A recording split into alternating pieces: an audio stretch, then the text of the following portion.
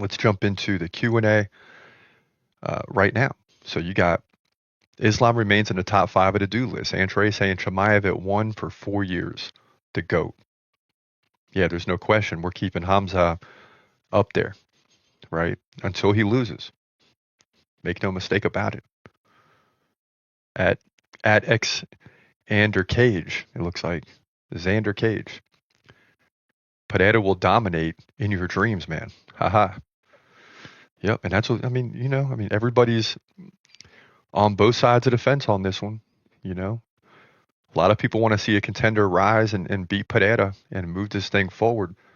But I say, hold on, I'm not so sure. Personally, I want to see Hamza fight Pereira. And I'm sure Pereira wants to fight John Jones.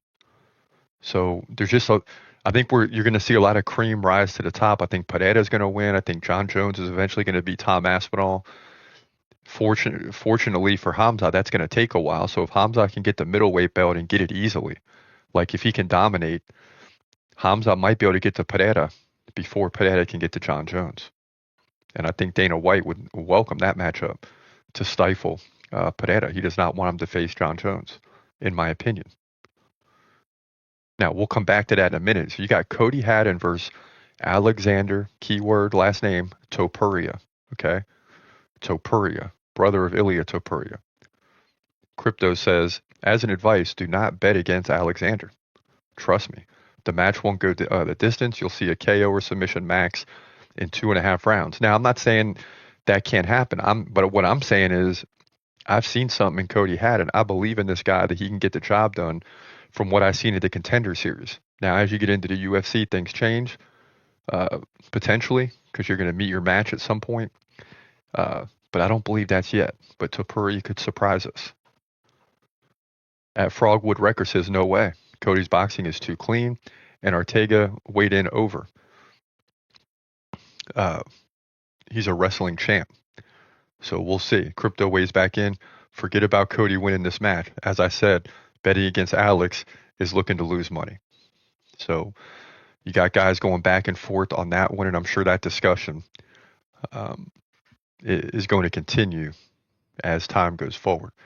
So big matchup between Cody Haddon and Alexander Topuria. At the Masters back says, in terms of Pereira versus Ankalaev, a champ ducking a contender for so long is usually a sign of the contender probably beating the champ. Look at Merab and Umar. I know Merab won, but Umar was easily outstriking Merab for the first 3 rounds. And then, of course, his cardio came into play. And I know what you're saying, but I really truly believe Pereira doesn't think that Ankalaev's a match for him. He wants the big fights right now while he's at the top. He fought a bunch in 2024 last year for the UFC, stepping in 2 cards on relatively, not short notice, but didn't have a lot of break.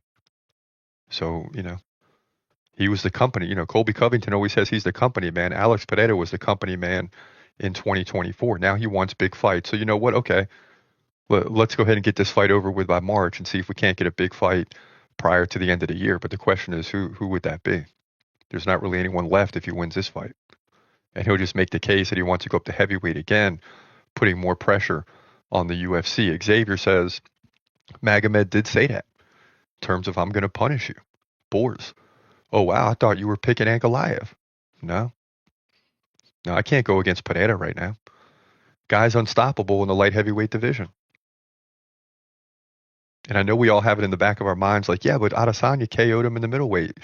But he's different in the light heavyweight. He is a monster. Make no mistake about it.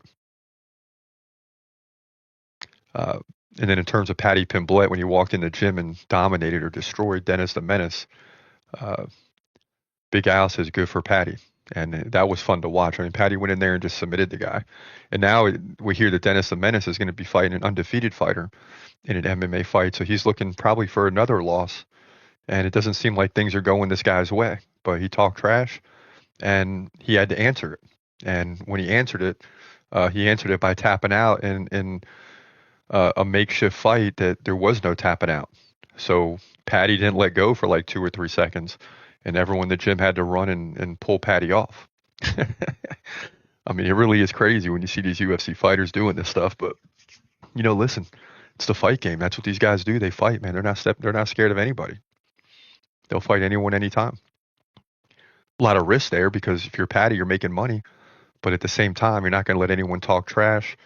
And you know, it's just a tough situation. But luckily, Patty went in there and dominated pretty quick in under like 2 minutes, maybe three, and submitted the guy. So everybody's talking about that.